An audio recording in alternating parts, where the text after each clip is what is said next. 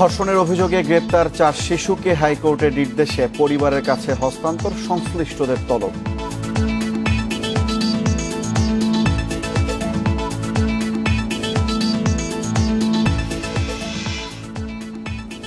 ধর্ষণ, নারী নির্যাতনের বিরুদ্ধে শাহবাগে আজ মহাসমাবেশের ডাক, সর্বোচ্চ শাস্তি মৃত্যুদণ্ড দাবি।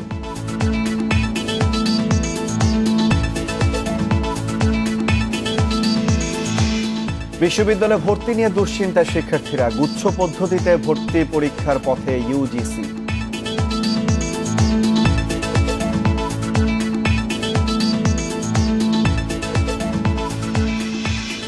ত্রিশ হাজার কর্মীর সৌদি যাওয়া অনিশ্চিত, কূটনৈতিক প্রচেষ্টা বাড়ানোর তাগিদ বাইরার।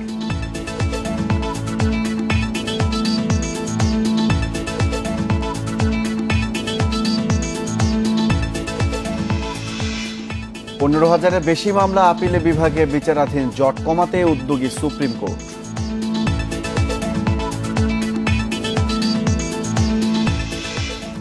স্বাগত 1 ঘন্টার বিরতিহীন ইন্ডিপেন্ডেন্ট সংবাদে। আপনাদের সঙ্গে আছি আমি সুফি আহমেদ এবং আমি দোলা ডলমিস। পুরো খবরে যাচ্ছি।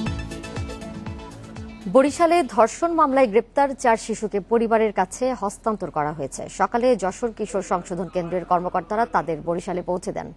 পরে পুলিশ ও উপজেলা প্রশাসনের উপস্থিতিতে তাদের অভিভাবকদের কাছে হস্তান্তর করা হয়।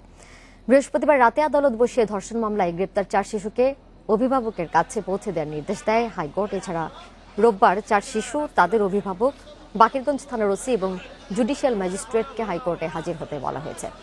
গত মঙ্গলবার বাকেরগঞ্জ থানায় 6 বছর বয়সের এক শিশুকে ধর্ষণের অভিযোগে তার বাবা নারী ও শিশু নির্যাতন দমন আইনে মামলা করেন। মামলার অভিযোগে বলা হয়, মামলার আসামিরা ওই শিশুটির খেলার সাথে। আসামিদের একজনের বয়স 11, বাকি 3 জনের বয়স দেখানো হয়েছে 10 বছর।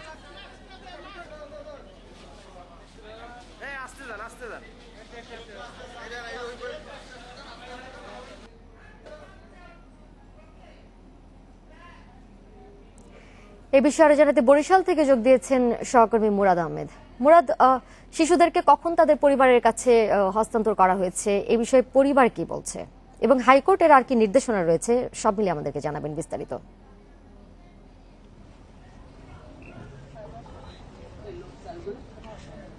দেখুন, আমি এখন রয়েছি যেই স্পট থেকে শিশুদের গ্রেপ্তার করা হয়েছিল তাদের একজন শাওন যে শিশুটি রয়েছে, আমি তার বাসার সামনে রয়েছে। এটি হচ্ছে বাকেরগঞ্জ উপজেলার রঙ্গশ্রী ইউনিয়নের রুনশি গ্রাম। তো এখানে আজকে এর বাবা হচ্ছেন শাহিন হাওলাদার এবং শিশু শাওনকে আপনারা দেখতে পাচ্ছেন।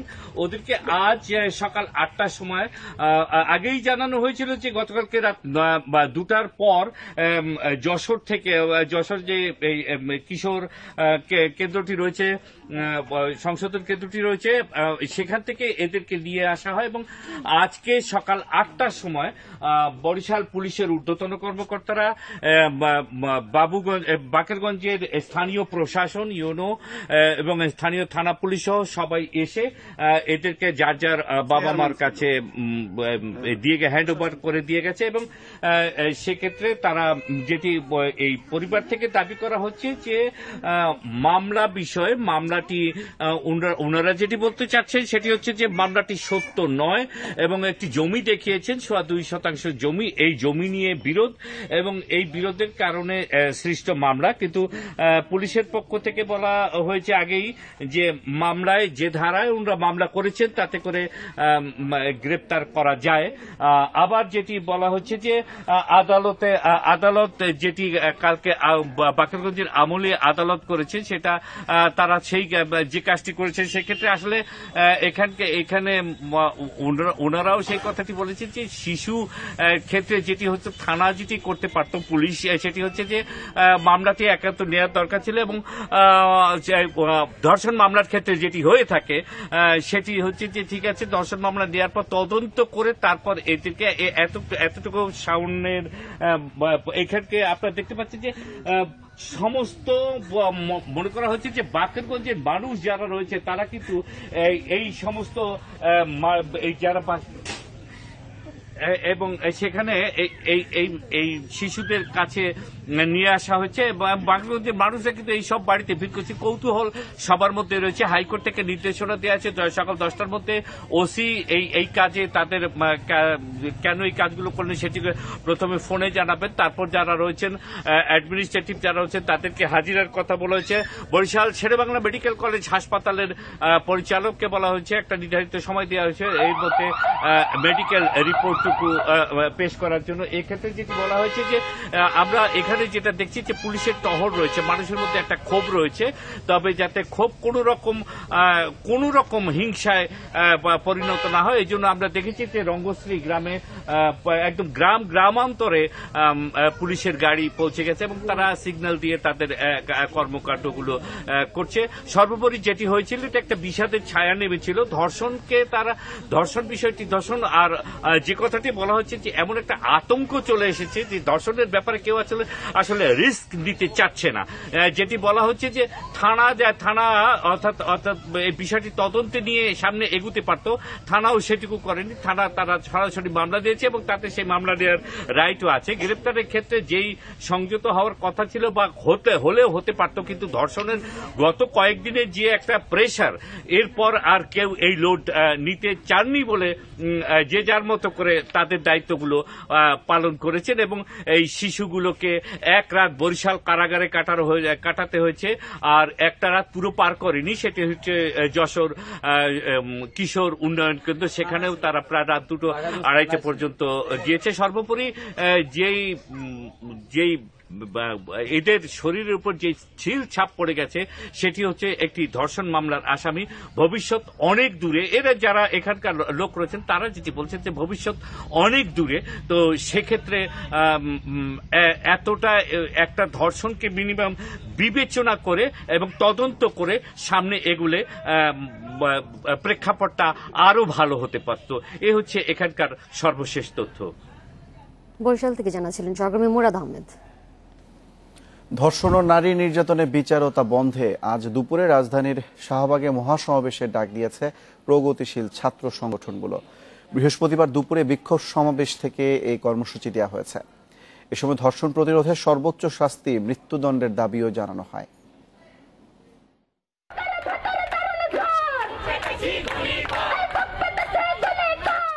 নোয়াখালীর এখলাসপুরে বিবস্ত্র করে নারী নির্যাতন ও ধর্ষণের প্রতিবাদে বৃহস্পতিবার রাজধানীর নানা জায়গায় বিক্ষোভ ও মানববন্ধন করেছে বিভিন্ন সংগঠন। দুপুরে শাহবাগে বিক্ষোভ করে প্রগতিশীল ছাত্র সংগঠন। এ সময় সাম্প্রতিক সময়ের ধর্ষণ নির্যাতনের জন্য ক্ষমতাসীন দলের নেতাকর্মীদের অভিযুক্ত করেন বিক্ষুব্ধরা।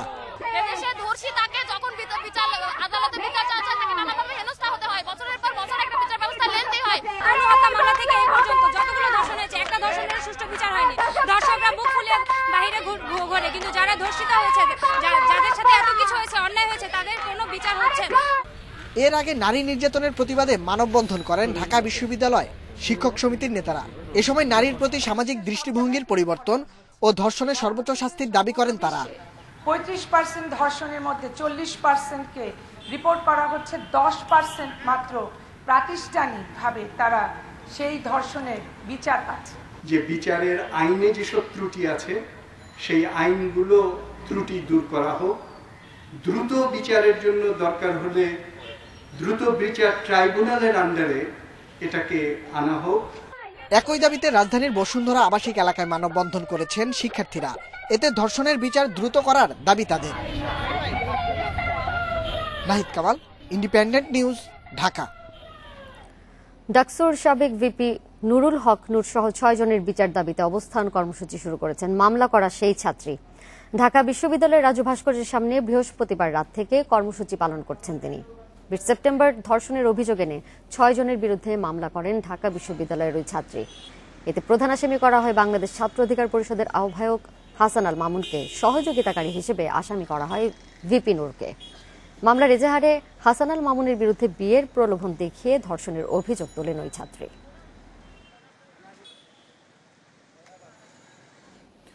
নোয়াখালীতে নারীকে বিবস্ত্র করে নির্যাতনের ঘটনায় দায়ের 2টি মামলা পিবিআইকে হস্তান্তরের নির্দেশ দিয়েছে পুলিশ সদর দপ্তর। জেলা পুলিশ সুপার আলমগীর হোসেন বৃহস্পতিবার রাতে তথ্য নিশ্চিত করেছেন। এদিকে ঘটনায় গ্রেপ্তার আবুল কালামকে 3 মামলায় 10 দিনের ও মাইনুদ্দিন শাহিদকে 1 মামলায় 2 দিনের রিমান্ডে দিয়েছে আদালত। নোয়াখালীর জ্যেষ্ঠ বিচারিক হাকিম মাশফিকুল হক বৃহস্পতিবার বিকেলে রিমান্ড আবেদন মঞ্জুর করেন। আদালত সূত্রে জানা গেছে, ধর্ষণ চেষ্টা পর্নোগ্রাফি মামলার 2 নম্বর আসামি আব্দুর রহিম ও তদন্তে অন্তর্ভুক্ত আসামি ইউপি সদস্য মোজাম্মেল হোসেন সোহাগ 164 ধারায় আদালতে স্বীকারোক্তিমূলক জবানবন্দি দিয়েছেন। এদিকে বৃহস্পতিবার সকালে হবিগঞ্জের চুনারুঘাট থেকে নির্যাতনের মামলার 6 নম্বর আসামি শামসুদ্দিন সুমনকে গ্রেপ্তার করেছে পুলিশ। এ নিয়ে এই ঘটনায় গ্রেপ্তার হলেন 11 জন। যাবৎকাল অত্যন্ত গুরুত্ব সহকারে এটা তদন্ত কার্যক্রম অব্যাহত আছে। আমরা জানেন যে 9 জনকে বিভিন্ন মেয়াদের জন্য রিমান্ড আনা হয়েছে। ইতিমধ্যে আদালতে 2 জন আসামিকে রিমান্ড শেষে উপস্থাপন করা হয়েছে এবং তারা আদালতে স্বীকারোক্তিমূলক জবানবন্দিও দিয়েছেন। পুলিশ হেডকোয়ার্টার্সের নির্দেশনা এসেছে পিবিআই হস্তান্তরের জন্য এবং আমরা এই মামলা দুটি শীঘ্রই পিবিআইতে দিয়ে দিব। সাভারের আশুলিয়ার তৈয়বপুরে 9 বছর বয়সী 3 শিশুকে ধর্ষণের অভিযোগ উঠেছে। এই ঘটনায় গ্রেপ্তার করা হয়েছে অভিযুক্ত বাড়ির মালিক হেলাল উদ্দিন শেখকে। আজ দুপুরে তাকে আদালতে তোলা হবে বলে জানিয়েছে পুলিশ। আশুলিয়া থানা পুলিশ জানায়, পোশাক শ্রমিক দম্পতি তাদের 9 বছর বয়সী যমজ 2 মেয়ে নিয়ে তৈয়বপুরে অভিযুক্ত হেলাল উদ্দিন শেখের বাড়িতে ভাড়া থাকেন। 6 অক্টোবর ওই দম্পতি তাদের 2 শিশুকন্যাকে বাসায় রেখে কাজে গেলে হেলাল 2 যমজ শিশু সহ পাশের বাড়ির আরও 1 শিশুকে কৌশলে নিজ ঘরে ডেকে নিয়ে ধর্ষণ করে। রাতে কারখানা থেকে ফিরে বাবা মা শিশুদের অসুস্থ দেখে তাদের জিজ্ঞাসা করলে ঘটনার বিস্তারিত জানতে পারেন। পরে পুলিশে খবর দিলে বাড়ির মালিক হেলাল উদ্দিন শেখকে গ্রেপ্তার করা হয়। স্বাস্থ্য পরীক্ষার জন্য 3 শিশুকে পাঠানো হয় ঢাকা মেডিকেল কলেজ হাসপাতালের ওয়ান স্টপ ক্রাইসিস সেন্টারে।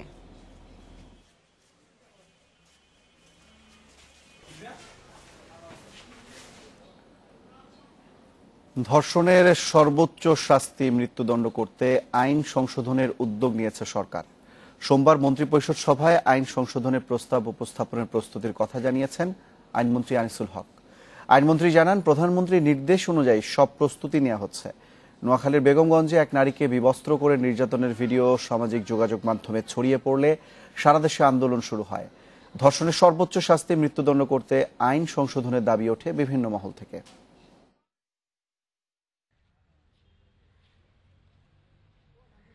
গতকালকে আমি বলেছি যে এটা বিবেচনা করবে সরকার এবং সেই প্রেক্ষিতে মাননীয় প্রধানমন্ত্রী জননেত্রী শেখ হাসিনার সাথে আমার কথা হয়েছে। জননেত্রী শেখ হাসিনা আমাকে বলেছেন যে এই আইনটা সংশোধন করার জন্য সংশোধনী সহ এটা আগামী সোমবার মন্ত্রিসভার বৈঠকে এটাকে উপস্থাপন করতে এবং আমি সেই জন্য প্রস্তুতি নিচ্ছি। দেখছেন বিরতিহীন সংবাদ। আরো যা থাকছে, রোহিঙ্গা শিবিরের সংঘর্ষে জড়াচ্ছে 13টি সশস্ত্র দল, মাদক অপহরণ চাঁদাবাজিতেও জড়িত।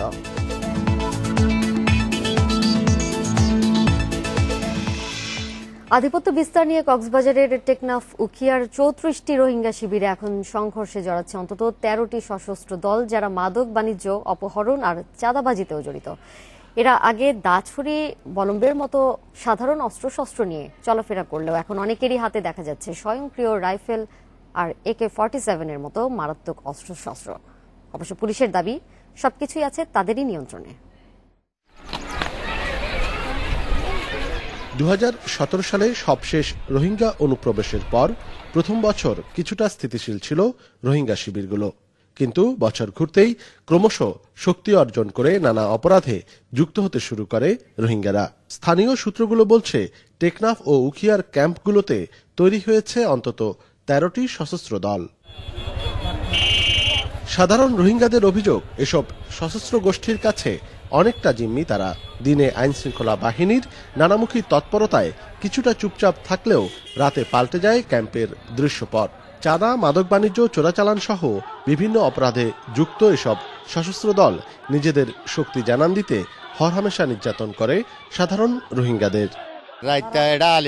রাতে এখানে আল ইয়াকিন গ্রুপ এসে আমাদের রেজিস্টার্ড ক্যাম্পে গুলি মারে, দিনে রাতে আমাদের মারতে থাকে। দেখেন আমাদের নারী পুরুষদের কি অবস্থা, দেখুন আমাদের পিঠে কি অবস্থা করেছে। রাতে আমরা ঘুমাতে পারি না, আমাদের অযথা মারধর করে, পালিয়ে এদিক ওদিক চলে যেতে হয়, রাস্তাঘাটে ঝোপে লুকিয়ে থাকি।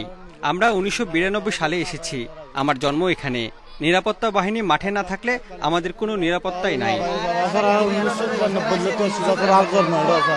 নানা অপরাধে রোহিঙ্গা সন্ত্রাসী গ্রুপগুলোর সদস্যদের বিরুদ্ধে গেল 4 বছরে করা প্রায় 750 মামলার মধ্যে 60টির বেশি খুনের মামলা ও 65টি অস্ত্র মামলা। বিশাল এলাকায় বিপুল জনবসতি, ভৌগোলিক দুর্গমতা ও ভাষা জটিলতায় চ্যালেঞ্জের মুখে পড়তে হয় আইনশৃঙ্খলা রক্ষা বাহিনীর বিভিন্ন উইংকে। তবে পুলিশ বলছে ক্যাম্পে কারো আধিপত্য সহ্য করা হবে না।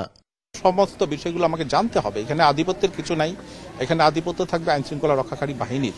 আমাদের যে আইনশৃঙ্খলা রক্ষাকারী বাহিনী আছে, যৌথ প্যাট্রোলিং আছে, আধিপত্য থাকবে তাদের, অন্য কারোর আধিপত্য থাকার কোনো সুযোগ এখানে নাই। নিরাপত্তা বিশ্লেষকরা বলছেন নিজেদের আধিপত্য ও শক্ত অবস্থানই মাদক ও মানব পাচারের আন্তর্জাতিক চক্রগুলোর কাছে এসব সশস্ত্র দলের গুরুত্ব বাড়ায়। সেজন্য মরিয়া এসব বিবাদমান পক্ষ। তাই এদের প্রতিরোধে ক্যাম্পের ভেতর গোয়েন্দা নজরদারি বাড়ানো দরকার বলে মতামত তাদের। এটা শুধু আমাদের অঞ্চলের জন্য না, মিয়ানমারের জন্য এক ধরনের ঝুঁকি সৃষ্টি করছে। তো এই জিনিস থেকে, এটা থেকে পরিত্রাণ পাওয়ার এখন উপায় কি? পরিত্রাণ হচ্ছে সেখানে গোয়েন্দা নজরদারি বাড়াতে হবে। যেখানে শিবিরগুলোতে যারা মাঝি আছে বা নেতা আছে তাদেরকে অনেক বেশি, আরো বেশি তাদেরকে তৎপর হওয়ার জন্য তাগাদা দিতে হবে। রোহিঙ্গাদের এসব হানাহানি চরম নিরাপত্তাহীনতায় ফেলেছে টেকনাফ উখিয়ার প্রায় 3 লাখ স্থানীয়দেরকেও।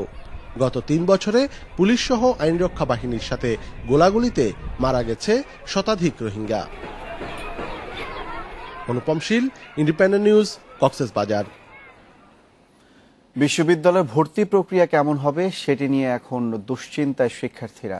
মঞ্জুরি কমিশন বলছে উচ্চশিক্ষায় আসন আছে 23 লাখ। গুচ্ছ পদ্ধতিতে ভর্তি পরীক্ষার পথে এগোচ্ছেন ইউজিসি। তবে জিপি এর কারণে যেন কেউ বঞ্চিত না হয় সেদিকেও খেয়াল রাখবে তারা। করোনার কারণে এবছর হচ্ছে না এইচএসসি পরীক্ষা। ফল নির্ধারণ হবে জেএসসি ও এসএসসি পরীক্ষার নম্বরের ভিত্তিতে। এখন শিক্ষার্থীদের চিন্তা বিশ্ববিদ্যালয়ের ভর্তি পরীক্ষা নিয়ে। বিশেষ করে এসএসসিতে যাদের জিপিএ কম তারা আবেদন করতে পারবেন কিনা তা নিয়ে আছেন দুশ্চিন্তায়। ভার্সিটি অ্যাডমিশনের জন্য সরকার একটা ভালো পদক্ষেপ নেওয়া উচিত আমাদের মধ্যে। জেএসসি এবং এসএসসি পরীক্ষায় খারাপ করেছে, তারা হয়তো বা তুলনামূলক এইচএসসিতে অনেক ভালো করতে পারত। ভর্তি পরীক্ষায় এই দিকটি কিভাবে নেবে এখন পর্যন্ত সেই সিদ্ধান্ত নেওয়া হয়নি। বিশ্ববিদ্যালয় মঞ্জুরি কমিশন বলছে পাবলিক জাতীয় বিশ্ববিদ্যালয়, মেডিকেল কলেজ, বেসরকারি বিশ্ববিদ্যালয় ও কারিগরি সহ উচ্চশিক্ষা প্রতিষ্ঠানে ভর্তির জন্য আসন আছে 23,20,925। এর মধ্যে পাবলিক বিশ্ববিদ্যালয় ও মেডিকেল কলেজ মিলিয়ে আসন 64,000। আর এখানকার ভর্তি পরীক্ষায় হয় তীব্র প্রতিযোগিতা।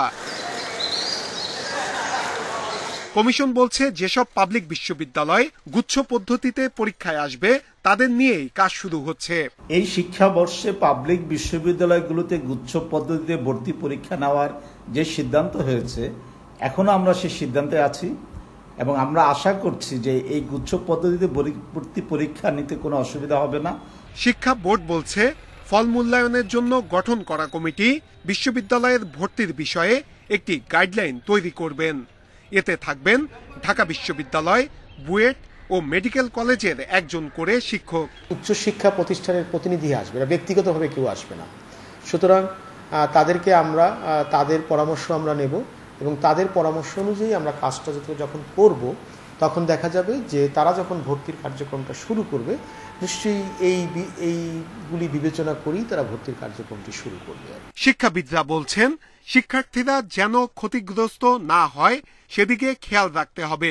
প্রয়োজনে ভর্তি পরীক্ষায় এসএসসি ও এইচএসসির ফলের ভিত্তিতে যে নম্বর যোগ করা হয় তা কমিয়ে দেয়া যেতে পারে। করোনার সংকটের নানা ধরনের সীমাবদ্ধতার মাঝে আমাদের শিক্ষার্থীরা আছে। উচ্চশিক্ষা প্রতিষ্ঠানের আসন সংখ্যা খুবই সীমিত।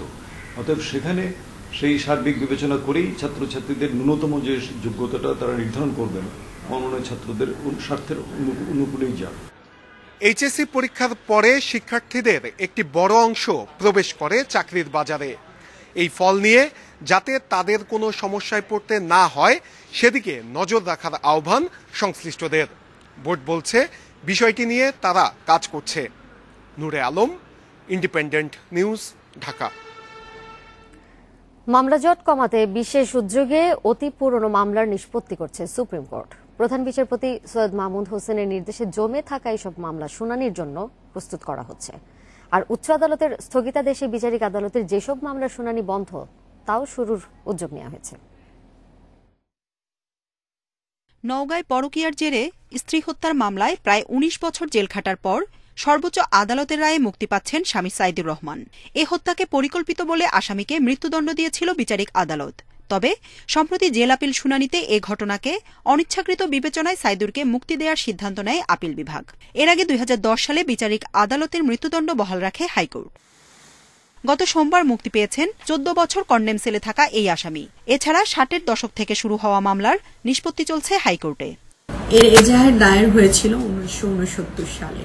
গত ৪৫ বছর মামলাটি এভাবেই রয়ে যায়।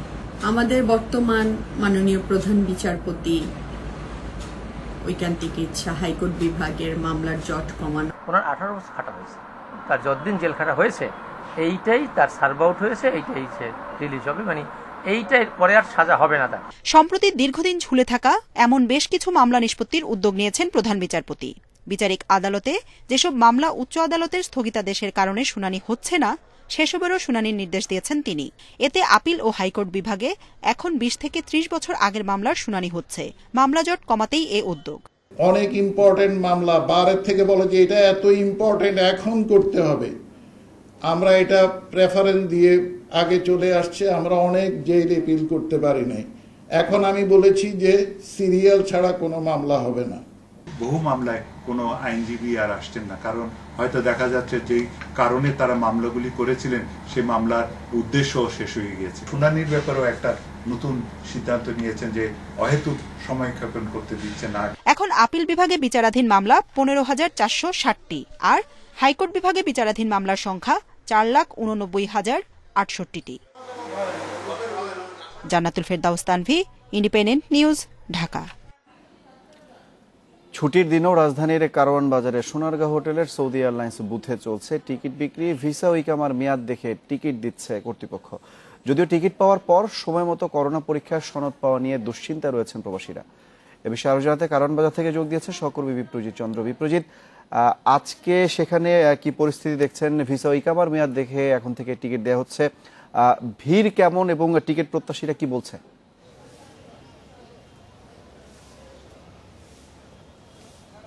দেখুন, আপনি জানেন যে গেল ৪ অক্টোবর বিক্ষোভের মুখে টোকেন পদ্ধতি থেকে সরে আসে সৌদি এয়ারলাইন্স এবং তারপর কিন্তু ভিসা এবং একামার মেয়াদ দেখেই টিকিট দেওয়া হচ্ছে। তো সেই অনুযায়ী আজ শুক্রবারের সাপ্তাহিক ছুটির দিন হলেও কিন্তু টিকিট দিচ্ছে সৌদি এয়ারলাইন্স। আজ আমরা যতদূর জানতে পেরেছি যে ২৫ অক্টোবর পর্যন্ত, অর্থাৎ ২৫ অক্টোবর পর্যন্ত যাদের ভিসার মেয়াদ আছে তাদেরকে টিকিট দেওয়ার জন্য লাইনে দাঁড় করানো হয়েছে। তো এমন ২০০ জনকে আজ টিকিট দেবার কথা রয়েছে। তো সকাল থেকেই তারা লাইনে দাঁড়িয়েছেন। লাইনে দাঁড়ানোর পর গেটের বাইরে যারা ছিলেন তাদের কাছ থেকে টোকেন দেখে এবং ভিসার মেয়াদের কথা জিজ্ঞেস করে করে তাদেরকে কিন্তু ভেতরে ঢোকানো হয়েছে। আমরা সৌদি এয়ারলাইন্সের সঙ্গে কথা বলেছি, তারা আমাদেরকে যেটি জানিয়েছেন যে আজ এবং কাল অর্থাৎ শুক্র এবং শনিবার কিন্তু এই যে ভিসার মেয়াদ দেখে অর্থাৎ ২৫ তারিখ পর্যন্ত, আজ থেকে এই ৯ তারিখ থেকে ২৫ তারিখ পর্যন্ত যাদের ভিসার মেয়াদ আছে তাদেরকে অগ্রাধিকার ভিত্তিতে কিন্তু টিকিট দেওয়া হচ্ছে। আর এছাড়া আপনি আরেকটি কথা বলছিলেন যে করোনা পরীক্ষার ফল নিয়ে যে জটিলতা কিংবা ভোগান্তির যে অভিযোগ সেটি কিন্তু রয়ে গেছে। কারণ কাল অথবা পরশু যাদের ফ্লাইট তারা আজ টিকিট পাচ্ছেন অথবা টিকিট পাবেন, সেই মানুষগুলো আসলে করোনা পরীক্ষার জন্য খুব বেশি সময় পাবেন না। এখান থেকে গিয়ে তারপর তারা করোনা পরীক্ষা করতে করতে এবং ছাড়পত্র হাতে পেতে পেতে দেখা যায় যে তাদের আসলে ওই সময়টাই থাকে না, অর্থাৎ এয়ারপোর্টের রিপোর্টিং টাইম এবং ছাড়পত্র পাওয়ার সময় একই হয়ে যায়। এ নিয়ে কিন্তু ভোগান্তির অভিযোগ আছে প্রবাসী কর্মীদের। আর এছাড়া আপনি আরেকটি বিষয় আপনি নিশ্চয়ই ছবিতে দেখতে পাচ্ছেন, অর্থাৎ যারা এখানে লাইনে দাঁড়িয়েছেন তাদের অধিকাংশ মানুষই কিন্তু সামাজিক বা শারীরিক দূরত্ব বলতে যেটি বোঝায় সেটি মানছেন না। আর এই সামাজিক বা শারীরিক দূরত্ব না মানার ফলে জনস্বাস্থ্য বিশেষজ্ঞরা বলছেন যেটি যে এতে করেও কিন্তু সংক্রমণের মধ্যে পড়তে পারেন অনেক মানুষ। কারণ সামাজিক বা শারীরিক দূরত্ব না মানলে তাদের মধ্যে কিন্তু করোনা সংক্রমিত হতে পারে। কারণ এখান থেকে টোকেনের মাধ্যমে টিকিট নিয়েই কিন্তু তারা মহাখালীতে যাবেন এবং করোনা টেস্ট করবেন। সো এখানে যদি তারা সামাজিক বা শারীরিক দূরত্ব না মেনে চলেন তাহলে তাদের মধ্যে সংক্রমণের একটি আশঙ্কা থেকে যায়। তো এই যে বিষয়গুলো, এই বিষয়ে তারা তাদেরকে আসলে যারা এখানে টিকিট নিতে আসছেন তাদের সামাজিক এবং শারীরিক দূরত্ব কঠোরভাবে মেনে চলার পরামর্শ কিন্তু দিয়েছেন জনস্বাস্থ্য বিশেষজ্ঞরা। কারণ বাজার সৌদি এয়ারলাইন্সের টিকিট বুথের সামনে থেকে জানাচ্ছেন সহকর্মী বিপ্রজিৎ চন্দ। করোনা মহামারীতে সৌদি আরব থেকে ফিরে দেশে আটকে পড়া অন্তত 30,000 কর্মীকে ফেরত পাঠানো অনিশ্চিত। এ তথ্য প্রবাসী কল্যাণ ও বৈদেশিক কর্মসংস্থান সংসদীয় কমিটিকে জানিয়েছে Bangladesh association of international recruiting agencies বাইরা। লিখিত এই বক্তব্যে বাইরা জানিয়েছে, সৌদি দূতাবাসের নির্দেশনা মেনে সব কার্যক্রম পূর্ণ করে শ্রমিকদের পাঠানো ব্যয়বহুল এবং সময় সাপেক্ষ। এই প্রক্রিয়ায় আটকে পড়া প্রায় মোট শ্রমিকের 30 থেকে 40 ভাগকে কর্মস্থলে ফেরত পাঠানো প্রায় অসম্ভব। এছাড়া অর্থনৈতিক মন্দা কাটিয়ে আবারও শ্রমবাজার চালু করাই এখন বড় চ্যালেঞ্জ। কর্মী পাঠানোর প্রক্রিয়াকে সহজ করতে কূটনৈতিক প্রচেষ্টা জোরদার করার আহ্বানও জানিয়েছে বাইরা।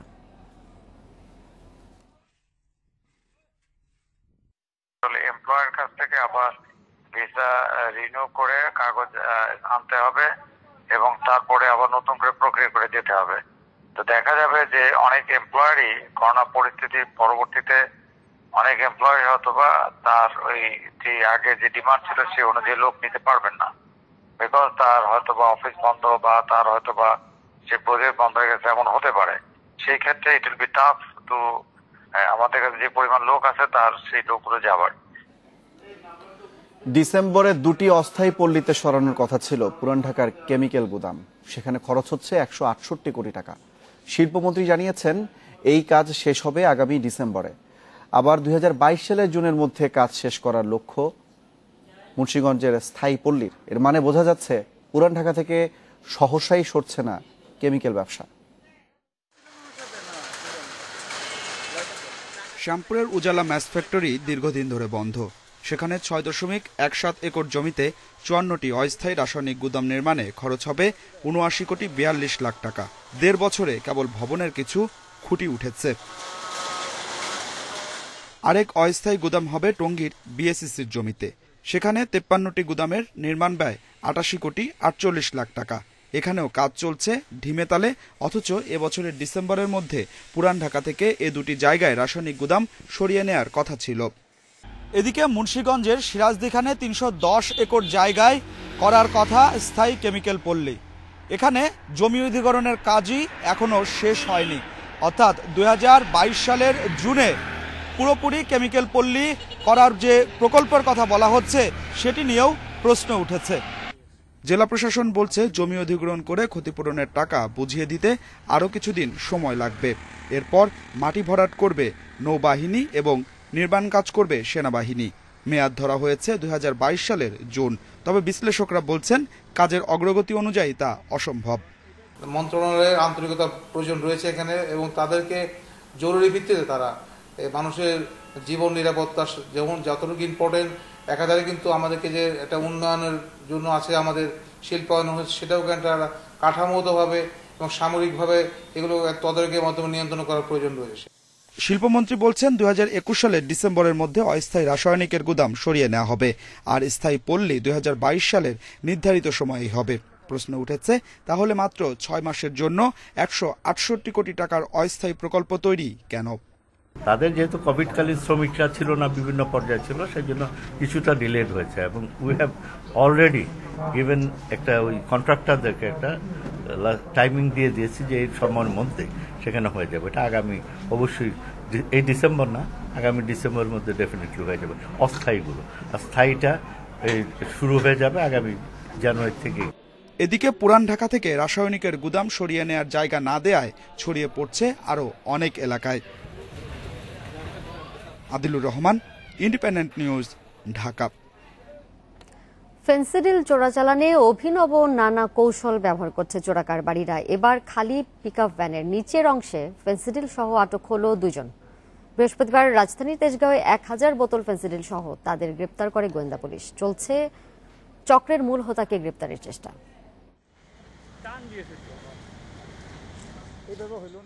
পিকআপ ভ্যানে যশোরের বেনাপোল থেকে মাদকের চালান রাজধানীতে। এমন তথ্যের ভিত্তিতে একটি পিকআপ থামানো হয় হলি ফ্যামিলি রোডে, কিন্তু পুরো গাড়ি খালি, এমনকি ড্রাইভারের সিটের নিচেও নেই কিছু। কিন্তু ডিবির কাছে তথ্য এই পিকআপই ফেন্সিডিল। পরে বডির নিচের অংশে খোঁজ মিলল 1000 বোতল ফেন্সিডিলের। পিকআপ ভ্যান থেকে দুজনকে আটক করে পুলিশ। তারা জানায় যশোরের বেনাপোল সীমান্ত থেকে এসেছে এসব ফেন্সিডিল। 15,000 টাকায় তারা মাদকের চালানটি বহন করছিল। আমি আটাঘাটে কাজ করি, কিন্তু আমার কইছে যে 7,000 টাকা দেবে, আমি গাড়িতে আইছি। কোনো ভাড়া না, গাড়ি আছে মহাজনদের, গাড়ি ওরা দেবে ডিআর পেতে 15,000। ডিবি পুলিশ বলছে মাদক পরিবহনে বারবার কৌশল পাল্টায় চোরা কারবারিরা, কখনো ফলের ঝুড়িতে, কখনো মরদেহবাহী গাড়ি, আর এবার খালি পিকআপের বডির নিচের অংশে। লাশবাহী অ্যাম্বুলেন্সের মাধ্যমে, কখনো ফুয়েল ট্যাঙ্কির মধ্যে করে বিপজ্জনকভাবে এরা এই ইয়াবাগুলো এবং ফ্যান্সিডিলগুলো বহন করে। আমরা যারা আইন শৃঙ্খলা রক্ষায় নিয়োজিত আছি, সেই সীমান্তবর্তী এলাকা থেকে শুরু করে মিডল্যান্ড ঢাকা শহরে সবাই আপ্রাণ চেষ্টা করি তাদেরকে ধরার জন্য এবং তাদের কঠোর শাস্তি দেওয়ার জন্য। গোয়েন্দা তথ্য মতে কুমিল্লা, চট্টগ্রাম, দিনাজপুর, চাঁপাইনবাবগঞ্জ ও চুয়াডাঙ্গা সীমান্ত দিয়ে প্রতিদিনে ঢুকছে ফেন্সিডিল সহ বিভিন্ন ধরনের মাদক। এসব চোরাচালান বন্ধে সীমান্তে নজরদারি বাড়ানোর তাগিদ ডিবি পুলিশের। Khaled Raihan, independent news, Dhaka. নিত্যপণ্যের ন্যায্য দাম ঠিক করার দায়িত্ব কৃষি বিপণন অধিদপ্তরের। বাজার তদারকি করার কথা তাদেরই, কিন্তু পুরোপুরি নিষ্ক্রিয় সংস্থাটি। তাদের অজুহাত, আইন থাকলেও ম্যাজিস্ট্রেট নেই, তাই প্রয়োগ করা যাচ্ছে না। চাল, ডাল, মাছ, মাংস সহ 37 পণ্যের দাম ঠিক করে দেওয়ার কথা কৃষি বিপণন অধিদপ্তরের। সেই দামে বাজারে পণ্য বিক্রি হচ্ছে কিনা সেটা দেখার দায়িত্ব তাদের। এটা শুধু আইনে রয়েছে, বাস্তবে হয়নি।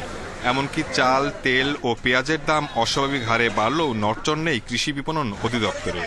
বিষয়টি স্বীকার করে নানা সীমাবদ্ধতাকে দুষছেন মহাপরিচালক। আমাদের কৃষি বিপণন আইনে মার্কেটিং ডিপার্টমেন্টকে প্রতিটা কৃষি পণ্যের যৌক্তিক মূল্য নির্ধারণের কিন্তু আপনার ক্ষমতা দেয়া আছে। এই ক্ষমতাটা কিন্তু এর মধ্যে কিন্তু এটা প্রয়োগ করা হয়নি।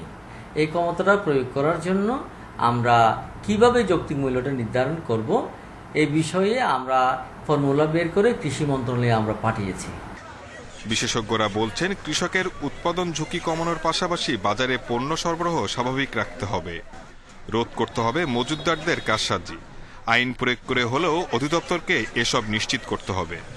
যেহেতু আমরা কোনো ধরনের কঠোর এক্সাম্পল সৃষ্টি করতে পারিনি, যেমন আমি মজুতদারি আইনের কথা যদি বলি, ওটা যদি কঠোরভাবে বাস্তবায়ন করি গত বছর, তা ডেফিনেটলি এই বছর এটা হবে না। সুতরাং আমাদের কাছে ওই ধরনের কোনো বেস্ট এক্সাম্পল নেই। আমরা অনেক মুখে বলছি, কিন্তু বাস্তবায়ন করছি না। আমার মনে হয় এখন বাস্তবায়ন করে যদি জাতিকে দেখাতে পারেন, ডেফিনেটলি আগামী 2021 সালে আপনার কৃষির অবশ্যই সুফল পাবে এবং আমাদের ভোক্তারাও ন্যায্য মূল্য পাবে, কৃষকরাও ন্যায্য মূল্য পাবে। নিত্যপণ্যের দাম নিয়ন্ত্রণে বাণিজ্য, খাদ্য ও কৃষি মন্ত্রণালয়ের মধ্যে সমন্বয়ের তাগিদ বিশেষজ্ঞদের। Shahid Ahmed, independent news, Dhaka. সংবাদের এই পর্যায়ে জেনে নেব এই সপ্তাহের বাজার দর। রাজধানীর কারণ বাজারে এই মুহূর্তে রয়েছেন সহকর্মী শাহিদ আহমেদ, তার কাছে চলে যাচ্ছি। শাহিদ, বাজারে চাল এবং ডিমের দাম কেমন আজ? কোন কোন পণ্যের দাম বেড়েছে, কোন পণ্যের দাম কমেছে কিনা, সব মিলিয়ে আমাদেরকে জানাবেন। দেখুন, আসলে এই মুহূর্তে আমি রাজধানী কারণ বাজারে আছি। কারণ বাজারে ঠিক চালের যে পাইকারি আড়ত সেখানে আছে। এই মুহূর্তে চিত্র যদি আমি আপনাকে দেখাই, সেক্ষেত্রে দেখবেন যেহেতু সাপ্তাহিক ছুটির দিন, অন্যান্য দিনের তুলনায় এখানে ক্রেতা সাধারণত বেশি, বিক্রিটাও বেশি হচ্ছে। তবে বিক্রি বেশি হলেও ক্রেতা সাধারণের অভিযোগ যে সাধারণত এমনি করোনার সময় তাদের আর্থিক অবস্থা নাজুক অবস্থায় আছে, তার মধ্যে কিন্তু বাজারে নিত্যপণ্যের দাম বেশিরভাগই চড়ায়। সেই চড়া দামটা কেমন, আমি যদি প্রথমে আপনাকে চাল দিয়ে শুরু করি, সেক্ষেত্রে চালের দামটা কিন্তু গত 2 সপ্তাহ আগে যেটা বেড়েছিল সেটা নতুনভাবে না কমলেও একটা স্থিতিশীল অবস্থায় আছে, কিন্তু সেটা কিন্তু চড়া দামে কিনতে হচ্ছে। সেই মিনিকেট চালটা কিন্তু বিক্রি হচ্ছে 56 থেকে 60 টাকা কেজি দরে, 28 চাল কিন্তু 28 থেকে 48 থেকে 50 টাকা কেজি দরে। তবে আর একটু মজার বিষয় হচ্ছে, আজকে কিন্তু বিশ্ব ডিম দিবস। সেই ডিম দিবসেও কিন্তু ক্রেতাদের বরং গত বছরের ডিম দিবসের তুলনায় এই বছর ডিম দিবসে বেশি দামে ডিম কিনতে হচ্ছে। সেই বাজারে ফার্মের মুরগি ডিম সবচেয়ে বেশি প্রচলিত এবং এটা সস্তা আমিষ উৎস হিসেবে সবচেয়ে জনপ্রিয়, এবং কিন্তু বাজারে বিক্রি হচ্ছে 110 থেকে 115 টাকা ডজনে, আর খুচরা বাজারে কিন্তু সেটা 118 টাকা হয়ে যাচ্ছে। অর্থাৎ প্রতিটি ডিম কিনতে যদি হালি হিসেবে ধরা হয়, সেক্ষেত্রে খুচরা কিন্তু এটা 10 টাকার বেশি। অর্থাৎ আমরা যদি বলতে পারি যে ডিমের দামটা কিন্তু সব থেকে বেশি বেড়েছে, যেটা সপ্তাহের ব্যবধানে বলা যায় যে ডজনে প্রায় 5 টাকার বেশি বেড়েছে। আর অন্য একটা বিষয়, গড়ে যদি আপনি হিসাব করেন 50 থেকে 60 টাকার কেজির নিচে কোনো সবজি কিনতে পাওয়া যায়। যেহেতু শীতকালীন সবজি, গ্রীষ্মকালীন সবজি চাহিদা মাফিক সব সবজি পাওয়া যাচ্ছে, যদিও তাদের বিক্রেতাদের অভিযোগ বন্যার কারণে সরবরাহ কম, কিন্তু বাজারে এটা কোনো লক্ষণই না, আপনি চাহিদা মাফিক যে কোনো সবজি কিনতে পারছেন। আর 14 অক্টোবর থেকে 22 দিনের সরকারি যে ইলিশ ধরার নিষেধাজ্ঞা শুরু হচ্ছে, তার আগের শুক্রবারে বাজারে কিন্তু ইলিশ মাছের প্রতি মানুষের চাহিদাও বাড়ছে এবং সে বিক্রিটাও বেশি হচ্ছে এবং দামটা তুলনামূলক সস্তা। সেক্ষেত্রে আমি যদি আপনাকে বলি যে 1 কেজি আকারে ইলিশ কিন্তু আপনাকে 800 থেকে 900-950 টাকা যদি বিক্রি হচ্ছে এবং বাজারে কিন্তু আকারাকৃত বেশি আকারে ইলিশ বিক্রি হচ্ছে। 1.5 কেজি ওজন বা তারও বেশি ওজনের ইলিশ বিক্রি হচ্ছে, সেগুলো কিন্তু আপনাকে 1200 টাকা 1300 টাকা কেজি বিক্রি হচ্ছে। তবে সবচেয়ে বেশি চলছে 700-800 গ্রামের যে ইলিশগুলো, সেগুলো 750 থেকে 700 টাকা 800 টাকা এরকম কেজিতে বিক্রি হচ্ছে। যদি এক কথা আপনাকে সামগ্রিকভাবে বলি, বাজারে শুক্রবারে অস্বস্তিদায়ক হচ্ছে ক্রেতাদের জন্য ডিমের দাম, চালের দাম এবং সবজির দাম। মূলত এই ছিল রাজধানীর বাজার থেকে সর্বশেষ। বাজার থেকে জানাচ্ছিলেন সহকর্মী শাহিদ আহমেদ। দেখছেন বিরতিহীন সংবাদ। সংবাদে আরো যা থাকছে, সীমান্ত হত্যা বন্ধে সর্বাত্মক চেষ্টা চলছে। তিস্তা প্রশ্নে ধৈর্যের আহ্বান ভারতের নতুন রাষ্ট্রদূতের।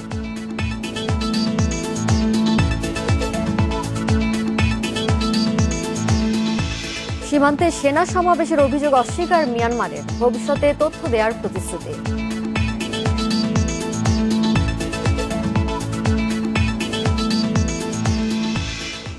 শীতে দ্বিতীয় দফায় করোনার প্রকোপ এলেও তা মোকাবিলার প্রস্তুতি সরকারের আছে বলে জানিয়েছেন স্বাস্থ্যমন্ত্রী জাহিদ মালেক। বৃহস্পতিবার এক অনুষ্ঠানে তিনি বলেন, আমেরিকার প্রেসিডেন্ট ডোনাল্ড ট্রাম্প যে চিকিৎসা পেয়েছেন, বাংলাদেশের মানুষও করোনায় একই চিকিৎসা পাচ্ছে। রোগী শনাক্ত করে চিকিৎসার আওতায় আনতে পারলে মৃত্যু আরও কমানো সম্ভব বলেও মত তার। চিকিৎসার মান, পরিবেশ সহ নানা সূচকে দেশের সরকারি হাসপাতালগুলোকে প্রতি বছর পুরস্কৃত করে স্বাস্থ্য মন্ত্রণালয়। হোটেল সোনারগাঁওয়ে এবার সে স্বীকৃতি পেয়েছে ঢাকা মেডিকেল, সোহরাওয়ার্দী হাসপাতাল সহ 20টি প্রতিষ্ঠান। এই আয়োজনে যোগ দিয়ে স্বাস্থ্যমন্ত্রী জানান, করোনা সংক্রমণ প্রতিরোধে শুরু থেকে নানা পদক্ষেপ নিয়েছে সরকার। সঠিক চিকিৎসা ও ব্যবস্থাপনার কারণেই বাংলাদেশে অন্য দেশের তুলনায় মৃত্যুহার কম। ট্রিটমেন্ট প্রোটোকলটা খুব ভালো হয়েছে। আমাদের যারা ডাক্তাররা যে ট্রিটমেন্ট প্রোটোকল করেছে, আজকে রেমডেসিভির দিচ্ছে, যে ট্রিটমেন্ট ডোনাল্ড ট্রাম্পকে দেওয়া হয়েছে, আমাদের দেশে একই ট্রিটমেন্ট এখানে দেওয়া হচ্ছে।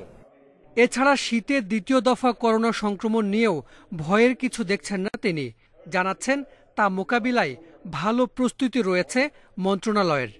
বাংলাদেশের মানুষরা ওই ঢেউ দেখে ভয় পায় না, কারণ ওই আমাদের দেশে পদ্মা মেঘনা বড় বড় ঢেউ হয়, আর ওই বে অফ বেঙ্গলও বড় বড় ঢেউ হয়। সব বাঙালি জাতি মোকাবেলা করেই আজকে কাজ করে যাচ্ছে। কাজে আমাদের সেকেন্ড ওয়েভ আসুক আর যত ওয়েভই আসুক, ইনশাল্লাহ বাংলাদেশ মাননীয় প্রধানমন্ত্রী শেখ হাসিনার নেতৃত্বে সবকিছু সফলতার সাথে আমরা পার করে যাব। পরে সাংবাদিকদের প্রশ্নের উত্তরে স্বাস্থ্য সচিব জানান, দেশে নভেম্বরে শুরু হতে পারে চীনের করোনা ভ্যাকসিন সিনোভ্যাকের ট্রায়ালের আগে তারা একটা জরিপ পাঠায় সার্ভে করার জন্য, যে এখানে কোন শ্রেণীকে তারা কোন জায়গায় করবে, কাদেরকে করবে। এই সার্ভেটা এই মাসেই শেষের দিকে আসার কথা, তারা যেভাবে আমাদেরকে বলেছে। তো আমরা আশাবাদী যে ফান্ডিংটা আমরা তাদের সাথে শেয়ার করি বা না করি, আলটিমেটলি এটা হবে। সিনোভ্যাক ছাড়া আরও 6টি কোম্পানি বাংলাদেশে ট্রায়ালের আবেদন করেছে বলেও জানান আব্দুল মান্নান। বিশ্বের নানা দেশের 9টি ভ্যাকসিন তৃতীয় পর্যায়ের ট্রায়ালে আছে, এর মধ্যে একটি Sinovac. Hasan Misbah, independent news, Dhaka. দেশে করোনায় বৃহস্পতিবার আরও 20 জনের মৃত্যু হয়েছে, এর মধ্যে পুরুষ 13 ও নারী 7 জন। এ নিয়ে মোট প্রাণহানি দাঁড়ালো 5460 জনে। 109টি ল্যাবে 24 ঘন্টায় 12,605 নমুনা পরীক্ষায় করোনা শনাক্ত হয়েছে 11.43%। স্বাস্থ্য অধিদপ্তরের বিজ্ঞপ্তিতে জানানো হয়, দেশে মোট করোনা আক্রান্তের সংখ্যা দাঁড়ালো 3,74,592 জনে। সুস্থ হয়েছেন আরও 1,685 জন। এ নিয়ে মোট সুস্থ 2,88,316 জন। সাতক্ষীরাকে মাদকমুক্ত করতে বিশেষ অভিযান শুরু করেছে পুলিশ। সন্দেহভাজন ব্যক্তিকে ডোপ টেস্ট করে মামলা দিয়ে পাঠানো হচ্ছে কারাগারে। পুলিশের এই অভিনব অভিযানে কমে গেছে মাদকের আখড়া। এতে স্বস্তিতে রয়েছেন অভিভাবক সহ সচেতন মহল। সীমান্ত জেলার সাতক্ষীরায় মাদকের ছড়াছড়ি। ভোমরা, বৈকারি সহ সীমান্ত এলাকায় মাদকের নেশায় ডুবেছে কিশোর থেকে শুরু করে যুবকরা। মাদকের টাকা জোগাড় করতে নানা ধরনের অপরাধে জড়িয়ে পড়ছে তারা। এতে অবনতি হচ্ছে আইনশৃঙ্খলা পরিস্থিতি, নষ্ট হচ্ছে সামাজিক ভারসাম্য। সাতক্ষীরায় বিভিন্ন সময় নানা পদ্ধতিতে মাদক বিরোধী অভিযান চালিয়েছে পুলিশ ও মাদকদ্রব্য নিয়ন্ত্রণ অধিদপ্তরের কর্মকর্তারা। তবে এবার শুরু হয়েছে ভিন্নধর্মী অভিযান। চিকিৎসক সঙ্গে নিয়ে মাদকের আখড়াগুলোতে অভিযান চালাচ্ছে পুলিশ। মাদকসেবী হিসেবে সন্দেহ হলে তাকে হাসপাতালে নিয়ে করানো হচ্ছে ডোপ টেস্ট। পজিটিভ হলে মামলা দিয়ে পাঠানো হচ্ছে কারাগারে। সাতক্ষীরাকে মাদকের প্রবেশদ্বার বলা হয়। এই প্রবেশদ্বার যদি বন্ধ না করা যায় তাহলে আসলে এই ডোপ টেস্ট আসলে খুব বেশি কাজে আসবে না। আগে যেখানে সেখানে মাদকের আড্ডা দেখা যেত, এখন সেটা দেখা যাচ্ছে না। পুলিশ যে অভিযান অব্যাহত রেখেছে, এই অব্যাহত রাখলে এখানকার যুব সমাজ সুস্থ থাকবে এবং মুক্তি পাবে। জেলা পুলিশ সুপার জানান, সুষ্ঠু সমাজ গড়তে মাদকের বিরুদ্ধে এই অভিযান অব্যাহত থাকবে। আমরা পুরো জেলাব্যাপী একটি তালিকা প্রস্তুত করেছি, যেখানে বিভিন্ন স্তরের ব্যক্তিগণ এই ধরনের মাদক সেবন এবং মাদক ব্যবসার সাথে জড়িত রয়েছে, তাদেরকেও পর্যায়ক্রমে আমরা এই মাদক পরীক্ষার আলোকে এবং মাদকের যে মামলা রয়েছে তার ভিত্তিতে আমরা মেডিকেল টেস্ট করাবো, ডোপ টেস্ট করাবো, তাদের বিরুদ্ধে ব্যবস্থা নেওয়া হবে। এ পর্যন্ত দুটি অভিযানে 65 জন মাদকসেবীর বিরুদ্ধে আইনানুগ ব্যবস্থা নেওয়া হয়েছে। জেলার মাদকসেবী ও মাদক বিক্রেতাদের তালিকাও করা হয়েছে। Independent news desk.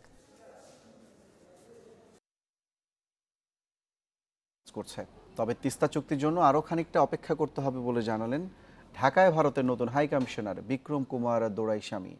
এছাড়া ভারতের নিজস্ব করোনা ভ্যাকসিনের ট্রায়াল শুরু হলে বাংলাদেশও সেই সুযোগ পাবে।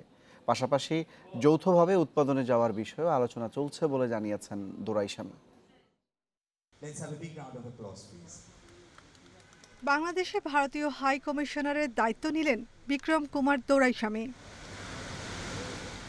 এর পরপরই সংবাদ সম্মেলনে এসে দুদেশের ঐতিহাসিক সম্পর্কের কথা স্মরণ করিয়ে দিয়ে তিনি জানালেন, বাংলাদেশকে সর্বোচ্চ গুরুত্ব দিচ্ছে ভারত। এ সম্পর্কে কখনোই চিত হবে না। আমি কথা দিচ্ছি নিকটতম প্রতিবেশী দেশের সঙ্গে সম্পর্কের সোনালী অধ্যায়কে এগিয়ে নিতে কাজ করবেন বলেও জানান নবনিযুক্ত এই high commissioner. Where fraternal ties with Bangladesh is one of our highest national priorities. আমি স্বীকার করি ঘনিষ্ঠ সম্পর্কেরও পরিচর্যা প্রয়োজন। আমার সরকার আমাকে ঠিক তাই করার নির্দেশ দিয়েছে। আমি ও আমার সহকর্মীরা এই অংশীদারিত্বকে সর্বস্তরে জানাতে আগ্রহী। দুপক্ষের সংশ্লিষ্ট মাধ্যমে এই অংশীদারিত্বের পক্ষে আমরা সর্বোচ্চ সমর্থন জানাবো।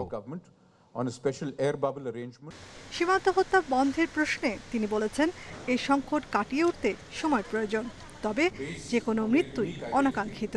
এ ধরনের ঘটনা বন্ধে দুদেশের সীমান্তরক্ষী বাহিনী কাজ করছে বলেও জানান ভারতীয় হাই কমিশনার। আর তিস্তা চুক্তির বিষয়ে দেন অপেক্ষা করার পরামর্শ। এদেশের মানুষের চাহিদার দিকে আমাদের সমান নজর রয়েছে। এই বিষয়ে আরো অপেক্ষা করতে হবে। সীমান্তের মৃত্যুর ঘটনাগুলো সাধারণত রাতে ঘটে। সেই সময় প্রকৃত ঘটনা ঠিকমতো বোঝা দুই বাহিনীর জন্যই কঠিন। তারপরও সীমান্তে মারণাস্ত্রের ব্যবহার কমিয়ে আনার চেষ্টা চলছে।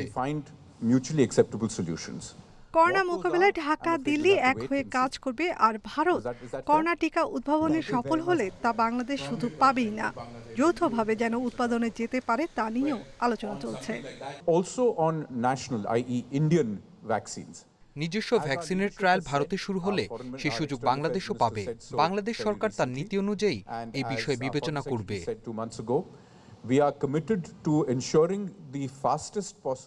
করোনা পরিস্থিতিতে বাংলাদেশ ভারতের মধ্যে দ্রুতই সীমিত আকারে আকাশপথে চলাচল শুরু হবে বলেও জানিয়েছেন নবনিযুক্ত ভারতীয় high commissioner. Nafiza Doula, independent news, Dhaka. সীমান্তে সেনা সমাবেশ নিয়ে মিয়ানমারের কাছে কোনো তথ্য নেই। ঘুমধুম সীমান্তে বিজিবির সঙ্গে পতাকা বৈঠকে এই কথা জানিয়েছে দেশটির সীমান্তরক্ষী বাহিনী বিজিবি। তারা বলছেন, সীমান্তের ওপারে বিজিবি সদস্যদের এক ক্যাম্প থেকে আরেক ক্যাম্পে নেওয়ার ঘটনায় এই বিভ্রান্তি।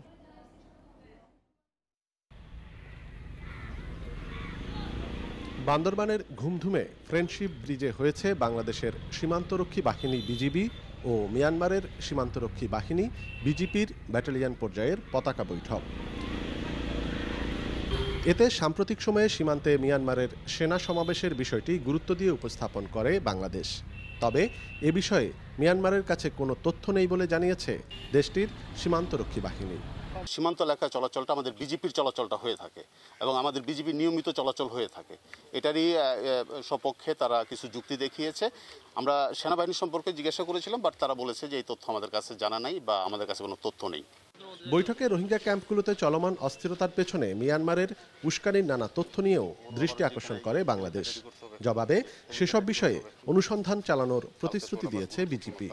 কিছুটা হিন্টস আমরা তাদেরকে দিয়েছি, তারা আমাদেরকে বলেছে যে এটা তারা তাদের ধর্তব্যের ভিতরে নিয়েছে এবং তারা এটা নিয়ে আরও তারা তাদের দেশে অনুসন্ধান চালাবে এবং এইরকম কোনো তথ্য পাওয়া গেলে তারা সাথে সাথে আমাদের সাথে শেয়ার করবে, এটা আমাদের জানিয়েছে। সীমান্তে ইয়াবা চোরাচালান, মানব পাচার সহ যে কোনো অবৈধ কর্মকাণ্ড বন্ধে দুদেশ একসঙ্গে কাজ করবে বলেও ঐক্যমত্য হয়েছে। এছাড়া বাংলাদেশ সীমান্তে বিজিবি আগের চেয়ে বেশি তৎপর বলেও জানিয়েছেন এই কর্মকর্তা। যে বাংলাদেশ থেকে কোনো নাগরিক অবৈধভাবে মায়ানমারে যাবে বা মায়ানমার থেকে কেউ অবৈধভাবে বাংলাদেশে এসে কোনো কার্যক্রম চালাবে, এটা যেন করতে না পারে। আমরা আমাদের বিজিবির টহল অনেকাংশে বাড়ানো হয়েছে এবং এটার উপরে আমরা প্রচণ্ডভাবে নজরদারি রাখছি। মিয়ানমারের পক্ষে বিজিপির লেফটেন্যান্ট কর্নেল স্যান লিওনের নেতৃত্বে এই বৈঠকে অংশ নেন 11 প্রতিনিধি। সকাল 9টা থেকে শুরু হয়ে মধ্যাহ্ন বিরতির পর রুদ্ধদ্বার আলোচনা চলে বেলা 3টা পর্যন্ত। এখন থেকে এই বৈঠক 3 মাস পর পর হবে বলে জানিয়েছে বিজিবি। অনুপম শীল, ইন্ডিপেন্ডেন্ট নিউজ, বান্দরবান। বিশ্বে আবারও বেড়েছে করোনায় প্রাণহানি। গত 24 ঘন্টায় মৃত্যু হয়েছে 6,300-র বেশি মানুষের। এ নিয়ে বিশ্বে মৃতের সংখ্যা 10,66,000-এর বেশি। নতুন 3.5 লাখ রোগী নিয়ে মোট আক্রান্তের সংখ্যা 3,67,00,000-এর বেশি। ভারতে একদিনে প্রাণ গেছে 1,000 মানুষের। এ নিয়ে দেশটির মোট প্রাণহানি 1,06,000 ছাড়িয়েছে। ভারতের নতুন রোগী শনাক্ত হয়েছে প্রায় 71,000, মোট আক্রান্ত 69 লাখ। যুক্তরাষ্ট্রে 24 ঘন্টায় 900 মানুষের মৃত্যু হয়েছে। দেশটিতে এই পর্যন্ত প্রাণ গেছে 2,17,000-এর বেশি। নতুন 54,000 রোগী নিয়ে যুক্তরাষ্ট্রের মোট সংক্রমিতের সংখ্যা 78 লাখ ছাড়িয়েছে। ব্রাজিলে একদিনে 730 জনের মৃত্যু হয়েছে, মোট প্রাণহানি ছাড়িয়েছে 1,49,000। বৃহস্পতিবার দেশটিতে ভাইরাস মিলেছে 27,000 মানুষের দেহে।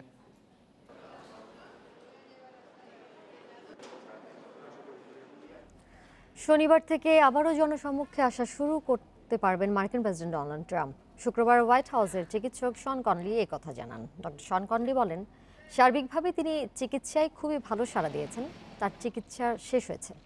ট্রাম্প গত শুক্রবার ঘোষণা করেছিলেন যে তার কোভিড পরীক্ষার ফলাফল পজিটিভ। তিনি 3 দিন একটি সামরিক হাসপাতালে কাটান এবং সোমবার হোয়াইট হাউসে ফিরে যান।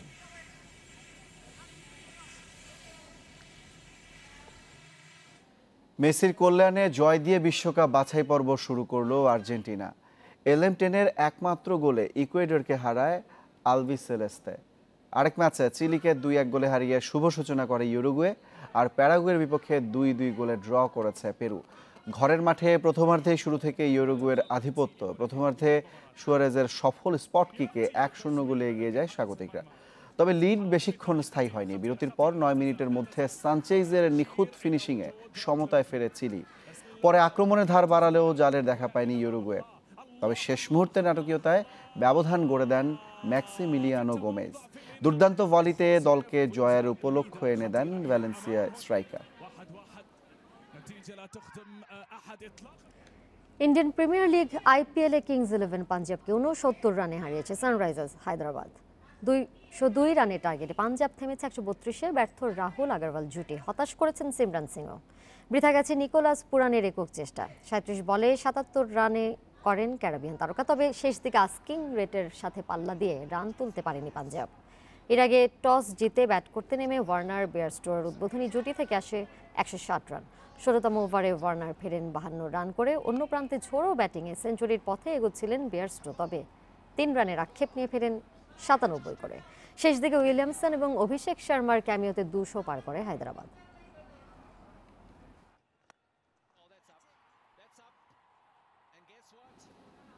মৌলভীবাজারের শেরপুরে কুশিয়ারা নদীতে হয়ে গেল ঐতিহ্যবাহী নৌকা বাইচ। বৃহস্পতিবার বিকেলে অনুষ্ঠিত এই খেলা দেখতে সেখানে ছিলেন ঢাকা উত্তর সিটি কর্পোরেশন মেয়র আতিকুল ইসলাম।